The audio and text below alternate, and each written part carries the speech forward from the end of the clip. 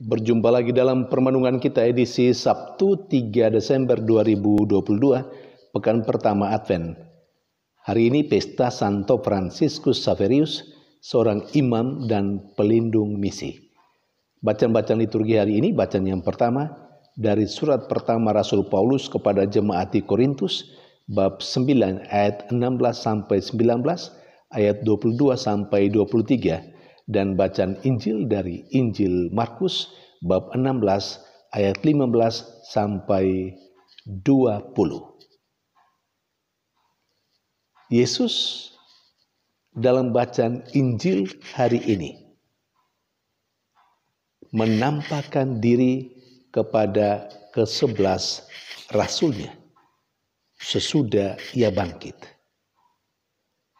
Dan pada saat dia menampakkan diri kepada mereka, Yesus memerintahkan hal ini. Pergilah ke seluruh dunia dan beritakanlah Injil kepada segala makhluk. Perintah Yesus inilah yang menjadi motivasi paling utama Rasul Paulus melaksanakan karya kerasulannya. Perintah Yesus kepada ke-11 rasulnya itulah yang menjadi motivasi paling kuat bagi Rasul Paulus untuk mewartakan dan memberitakan Injil Tuhan. Bahkan Rasul Paulus terinspirasi dari perintah Yesus kepada ke-11 rasulnya itu, menganggap bahwa tugas pewartaan Injil, tugas memberitakan Injil adalah tugas yang utama, adalah sebuah keharusan. Karena itu adalah sebuah keharusan, maka tugas memberitakan Injil itu bukan tugas tambahan, bukan tugas tambalan juga, tetapi tugas yang utama bagi setiap orang yang percaya kepada Kristus. Sehingga lebih jauh kepada jemaatnya di Korintus seperti yang dikatakan dalam bacaan pertama hari ini. Rasul Paulus mengungkapkan karena pemberitaan Injil adalah sebuah keharusan, karena itu konsekuensinya tugas memberitakan Injil bukan sebuah momen untuk memegahkan diri. Bahkan lebih hebat lagi, tugas memberitakan Injil itu tidak menjadi kesempatan orang menuntut upah. Karena bagi Rasul Paulus, sekali lagi, memberitakan Injil adalah sebuah keharusan, dan karena itu bukan menjadi kesempatan untuk memegahkan diri, dan upahnya adalah tidak mendapat upah. Saudari dan saudara yang terkasih, ini patut digarisbawahi. Mengapa? Tidak semua orang yang percaya kepada Kristus menganggap tugas memberitakan Injil sebagai sebuah keharusan. Bahkan karena kesadaran itu tidak ada, maka orang menganggap kalaupun dia pada akhirnya terlibat dalam karya memberitakan Injil, itu menjadi momen bagi dia untuk memegahkan dirinya, bahkan menuntut upah. Ada itu orang-orang di luar sana yang melihat tugas memberitakan Injil sebagai momen kesempatan untuk mencari duit, untuk mendapatkan uang, kalau perlu sebanyak-banyaknya. Karena itu ada juga yang mengatakan wani piro ketika kepadanya ditawarkan untuk memberitakan Injil atau untuk berkhotbah misalnya, langsung bertanya, saya mau dibayar berapa? Wani piro.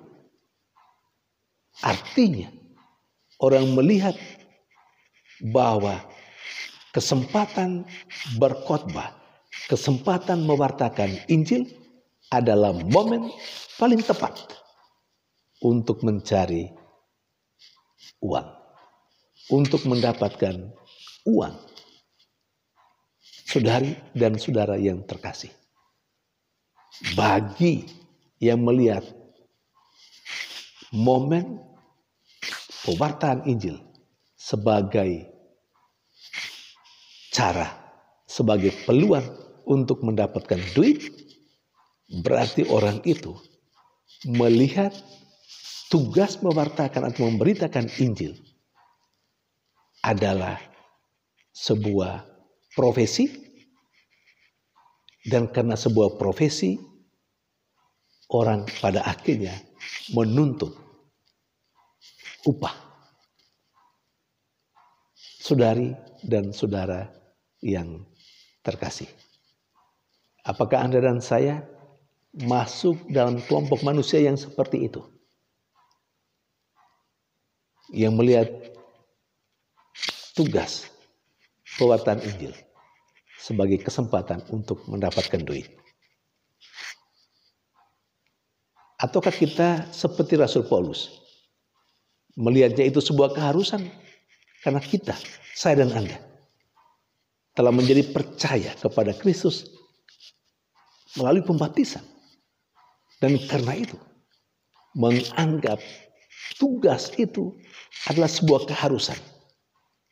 Bahkan kalau perlu seperti Rasul Paulus sendiri mengatakan, celakalah aku kalau aku tidak memberitakan Injil. Saudari dan saudara yang terkasih, okelah kalau di luar sana orang memakai kesempatan itu sebagai cara mendapatkan upah, cara mendapatkan duit. Kita diingatkan melalui bacaan-bacaan liturgi hari ini untuk memandangnya sebagai sebuah keharusan dan bukan sebagai peluang untuk megahkan diri, apalagi untuk mendapatkan upah, untuk pamrih. Saudari dan saudara yang terkasih, kesadaran bahwa memberitakan Injil adalah sebuah keharusan, itu juga menjadi motivasi bagi Santo Fransiskus Xaverius yang secara liturgis dipestakan hari ini. Dia adalah seorang imam dan pelindung misi. Dia lahir tahun 1506 di Spanyol. Dia belajar di Paris dan di sana dia bertemu dengan Santo Ignatius Loyola.